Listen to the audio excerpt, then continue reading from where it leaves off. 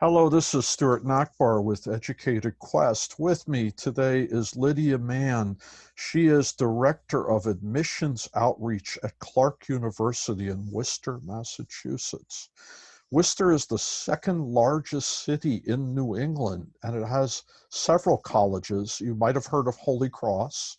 If you're an engineer, you might have heard of Worcester Polytechnic Institute. But if you're someone who's interested in the sciences or the liberal arts, you should also take a look at Clark. Clark is the smallest research university on the East Coast. It has, what, about 2,000 undergrads or so? Yep, 2,200. And yet you can get the personal experience from a liberal arts college, a much smaller school, but with the opportunities to do research as if you attended a larger one like Rutgers or UConn or UMass. Lydia, thank you for joining me today. Thank you for having me, Stuart. Can you briefly tell me what makes Clark stand out from other schools that applicants consider most often? Sure. So a couple things. I think you mentioned it earlier, but we're in Worcester, Massachusetts, and I, before coming to Clark, was actually a college counselor at a boarding school in Connecticut. And while I was doing that job, I saw over 70 college campuses across the country. And I had honestly never seen a school that had such a connection to its location as Clark has to Worcester. You have to want to be in an urban environment. We do have greens, you can throw a frisbee, there is a soccer field, all of that kind of stuff. You're in a city, so you're going to be able to walk down the block and get brunch or a coffee, Jamaican food, Vietnamese food, whatever you want. And the city is not only great on your free time, but it's really great for our academic program as well. So our courses are really hands-on. And an art history course might curate an art exhibit at the Worcester Art Museum, which you would have a free pass to all 4 years as a Clark student. Environmental science classes might test water quality for the city of Worcester, do some land surveillance nearby. And a really high-level French class will actually work with Senegalese refugees in our city through the immigration process, helping to translate court documents and show up in court and stand beside the person. We are a city where 20% of the people are actually born outside of the United States, so really, really diverse. The educational opportunities you have are huge, and you're going to be able to get some real world experience with the mentorship of a faculty member and your classmates around you. Who would most likely succeed at Clark compared to another school? You said you visited 70 colleges. Would someone be a better fit at another school? Sure. I think at Clark, we want students who are really curious, but also students who are community minded. So involved in their high schools, in their local communities, with their families, whatever that looks like to you. We want students who aren't afraid of trying risks and challenge. So when you apply your learning to the real world, things don't always work out as planned. You test water quality and it doesn't go right the first time. We need students who are resilient and who are going to bounce back from that and be able to understand that a second try is sometimes all it takes. And sometimes it's a 100th try, but that power of discovery is really, really exciting to you. And also a student who's excited that college could be a moment of self-interest and adding value to the self and your future life, but also that it's for the common good. So that when you graduate, yeah, you can have your own goals and dreams, but hopefully they align with making the lives of others in our natural world a little bit better too. How many freshmen are in a freshman class? Typically 600. We're a little bit smaller this year with the pandemic.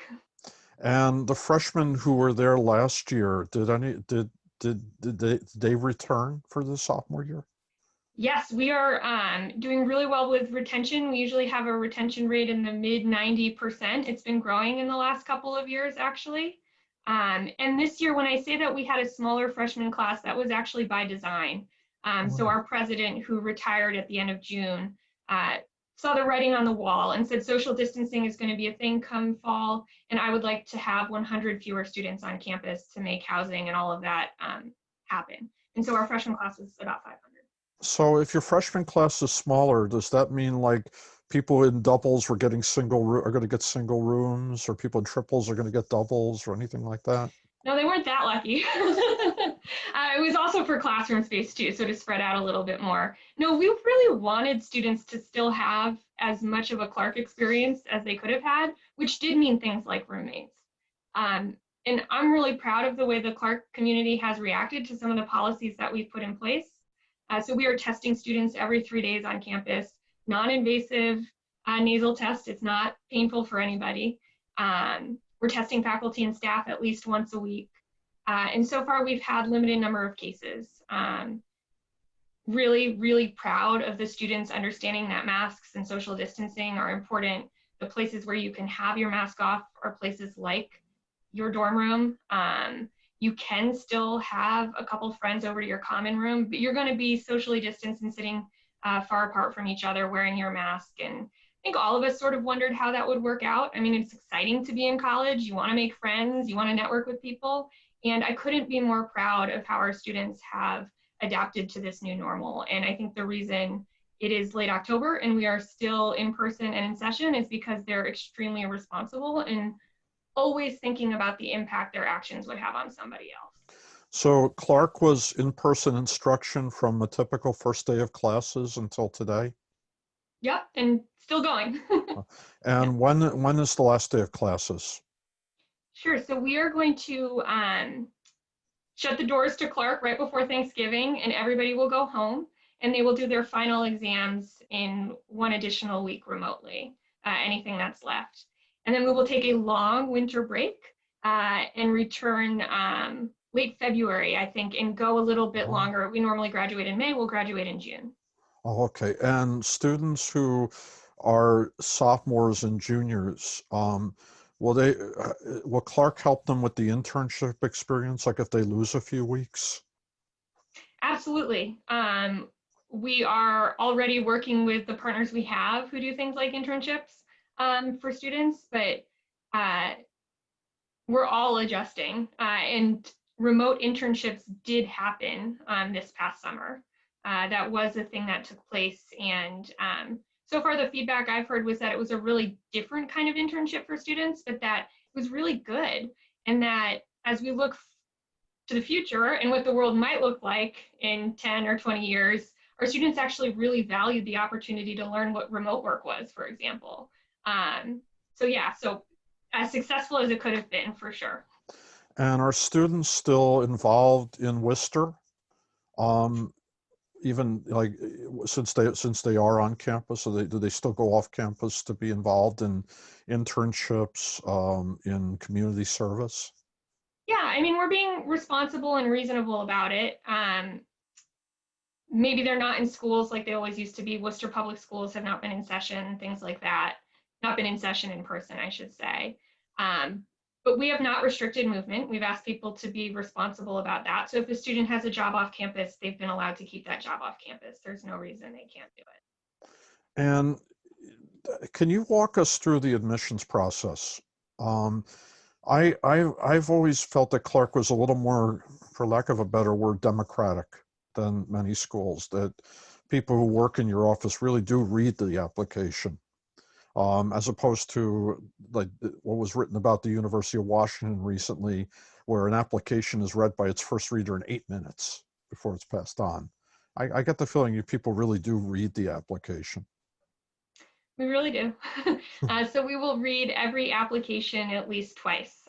So depending on where you're from, your admissions counselor is going to take a first look at your application, and then it's going to get passed to a second reader. And if there is any disagreement about what that decision should be, it's going to go to a full admissions committee. So it is a really thorough look at our applicants, and it's a really balanced look at our applicants. We are not the kind of place that is going to look at your GPA and make any assumptions, because your GPA is probably a wildly different story than your transcript. And your best year might have been junior year. And so that's the story that we want to see. We really want to drill down and see what classes were you taking, when did you do your best? Maybe you took an AP and that resulted in a B, but that's kind of okay with us because you took the AP. So there's so much more narrative there. And then also looking at that community piece. It doesn't mean that you had to captain every varsity team, be the head camp counselor. It's nothing like that. It's just that you're somebody who wants to be involved in life outside of what you have to do. You have to do high school right now, right? And so we want to know that you have passions and hobbies and things that you like to pursue, people you care about. And in the pandemic, that's going to look really different. And that's another thing we've been talking a lot about as a counseling staff. What would it be like to be a high school senior right now? It would be so different than when I was a high school senior for so many reasons, but this pandemic has really amplified that. And we really want to approach this year with as much care and empathy as we possibly can. So if it means that for the past year you have not been participating in theater like you used to, and instead you're reading plays at home, tell us about what you've read. We're going to be really, really flexible with what community involvement looks like this year. You just have to let us know that you were doing something. If you leave the whole year blank, we're not going to be able to infer anything. But if you let us know you were reading, journaling, helping younger siblings, whatever it is, we will hear it gladly. One of the things with the pandemic is, you said earlier, sometimes the Worcester City public schools are not open, and that's going to be a case around the country. You know, during the second half of the junior year, your in-person time in a school building was taken away from you. How does your office and how do admissions and people in general, how are they going to think about that? That the class had to be at home and you might have heard noises around you. It might have been your mother or father working, or it might have been a sibling who was doing their schoolwork and they might be younger or older. How are admissions people going to consider that? Again, I think at Clark, because we're reading everything, we're going to take it all into consideration. So if school was particularly challenging over this period of time for some reason, just let us know. You have the option to submit additional information, the optional essay centering around COVID-19, but it's up to you to let us know as much or as little as you want to. It's not a requirement to fill any of those things out. But we're going to be flexible. If you went to pass fail, anything like that, we understand. If you are not able to take an AP test or an SAT or an ACT, we're test optional, but I have great faith that many of my colleagues around the country will do exactly the same thing. But as you are building your list, your final list of the schools you're going to apply to, don't be shy about reaching out to admissions offices if you feel like you had a change in your educational trajectory and say, this happened to my school. Are you going to take that into consideration? And I hope that my colleagues will get back to you in a timely manner. High school kids have, if they've gone through 3 years of high school, they've had some teachers more than once. It might be they played music and that was the band, they knew the band director really well, or they went from freshman year algebra to algebra 2 to, or they took calculus or something. How important are teacher recommendations going to be in the process? They are important to us at a place like Clark. If you have had a teacher who's known you for multiple years, that's a great option right now for who might write them. But we also understand, especially with the counselor recommendation, if you go to a large school where it's hard to get to know your counselor when you're in person, we know that this year we're probably going to see a counselor recommendation that's a little bit shorter, maybe not quite as rich. That doesn't scare us. It doesn't mean that you are a lesser student, less worthy of a Clark education. It just means that these are the circumstances that we were all in. And so we're going to take all of that into account. But I do recommend, if you do have faculty who have known you well in the past, ask them. It doesn't have to be the classes where you've gotten the easy A. It's really the places where that faculty member has seen some of that grit, determination, hard work, love of learning, anything like that that you can bring to your college community. Are you receiving questions from parents and prospective students that you might have not been asked before the pandemic? We are. I would say a lot of the questions center around that optional essay, and then also around the question you asked about schools being different, how we're going to look at that. There's a lot of questions right now about standardized testing. We've been test optional since 2012. We are test optional when it comes to our merit scholarships as well. So testing does not come into play when awarding merit aid. So I think that is some comfort for some families out there, but I know a lot of schools are going through their first year as a test optional institution. And what I can tell you from where I sit is that I am in networks with other directors and deans around the country, and my colleagues are doing a really wonderful job of reaching out for help, and other colleagues are doing a really good job of offering their best practices and best advice. So I really do think that you're going into well-trained admissions processes, even if it's their first go around this year. You said Clark has been test optional since 2012. What has, if you're looking at since 2012, the classes that have come to Clark, have they been equally successful, more successful than classes that were admitted where everyone submitted a score? That is a great question and predates me at Clark. I actually don't know in 2011 or 2010 what that would have looked like. I will say that in the few years I have been at Clark, we have seen each year a small decrease in the number of students submitting tests. So it is a national trend to move away from them. Do you think that you might see interest from transfer students, given how some schools have gone remote and you have kids who might have opted to go to the community college or opted to defer and maybe not go to college for a year, do a gap year? Absolutely. We are seeing interest from transfer students, and some of it's geographic too. You started really far away from home, and this has made you want to be closer to home, perhaps. Um, for our students who we admitted last spring, we did allow everybody to have until August 1st to decide how they wanted to approach the fall. So it was about 3 weeks before school started. And so students could defer for one semester or one full year. And we did have a larger than usual number of students opt to do that, but not huge by any means. We still need to find 600 students for our next freshman class. And so those students, they've been doing all different things during their semester or year off. Some of them are really just taking this time to huddle at home and stay safe. And some are pursuing maybe a class at a community college as a way to stay engaged. There's all different things, but we were trying to be as flexible as we could with this year's class. For next year, so if you're applying this year and you're interested in things like a gap year, we should have more information about what that would look like in the spring as we understand our new reality. And did any of the students, let's say, who were already at Clark opt to take a gap, like a break? A very small handful. So we offered the opportunity to return back to campus to all of our students. About 75% of students actually came back to campus. And then a majority of the people who didn't come back to campus are learning remotely. So the number of students who took a break is really, really, really small handful. Can prospective students come to visit? You can right now. So this, of course, is going to change and shift. You have to follow all of the Massachusetts guidelines. Massachusetts has some pretty strict guidelines about coming into the state from different states. And if you do that, you are welcome to come to campus right now. We are doing one-on-one tours, which means that it will be just you, your family, parent, sibling, friend, whoever you brought, whoever's in your COVID bubble. You can come to campus and you're going to have one tour guide. You're going to stay 6 feet apart on the tour, and you're only going to see the outside of campus. We're not going to take you in any buildings right now, but we're going to tell you all about the inside.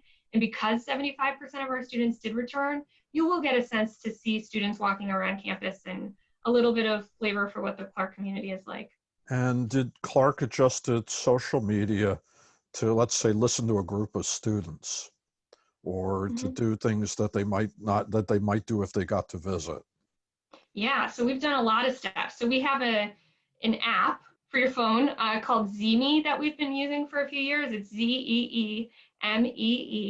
It really is run by our student ambassadors. So it's an unfiltered look at Clark and a really great way to see the inside of things like dormitories, maybe grabbing food at this time. So I recommend downloading Zeemee. It's totally free. We're also, so when I think about the ways that admissions may change in the future, we have really enjoyed the ability to reach students in places where we used to not be able to travel.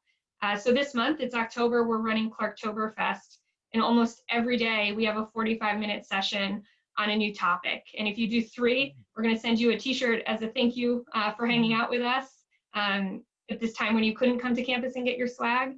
But other than that, if October passes and you didn't get to opt into that, we're doing online info sessions. We've upped our capability to do online interviews. You can do a guided tour through Facebook Live with one of our tour guides. Some of this might go away in the future as life returns a little bit more back to normal, but I sincerely hope that some of it sticks. Because for those students who are in lands where we don't get to travel and they don't get to come to us, this is a huge opportunity.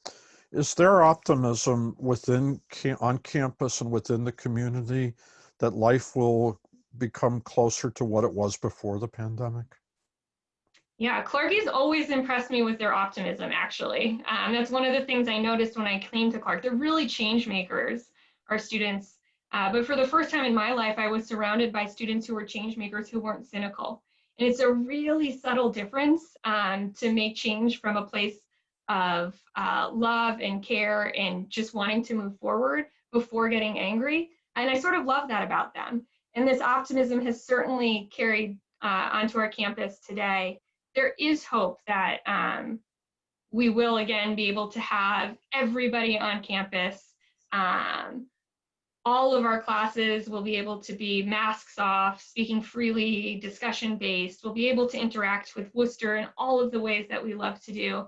But I also think there's hope that we're learning some things in this pandemic as well, that we're understanding the value of human connection and different tools we can use to create human connection throughout this, and that there's some problem solving that our world needs to do around things like healthcare, the economy, some different things. So I actually think that our students might be even more engaged in a future world, because it will be a little bit different. What has traditionally led people who applied to Clark to say yes? And is that reason still out there in the pandemic with restrictions on a campus visit in person? Yeah. I think our community is one of the top reasons why people say yes, and that is alive and well. So even if you are learning remotely this year, you can still attend a Model UN meeting over Zoom. If you're on campus, you can still go to your variant dance troupe practice on the top of the parking garage. So the community is as strong as ever. And another reason I think people choose Clark is that hybrid identity of research and liberal arts and a really strong faculty, and they haven't changed either. So they're all still doing research. You can still join them in those endeavors. And they are still teaching, offering office hours. They know your name. They expect you to show up in class. And so those relationships exist as well. And it's almost fun. I was watching a video of one faculty member the other day, and for the first time, her kids are in class too. So you can actually see their families in the background of the Zoom calls and stuff. So yeah, I think what makes Clark is still very, very much there. And if people who are listening are interested in Clark, how should they contact your office? Certainly go on our website, clarku.edu, and you can navigate to the admissions page. You are welcome to send any of our counselors an email, including me. My email address is lmann, M-A-N-N, @clarku.edu. And same with our financial aid office. If you have questions about that, contact them directly. Lydia, thank you for your time today. This was a really informative discussion. Thank you for the opportunity. I'm really happy that we got to speak. And I wish you only success in this admission cycle. Thank you. Good. Have a good day. You too. Bye-bye, Stuart.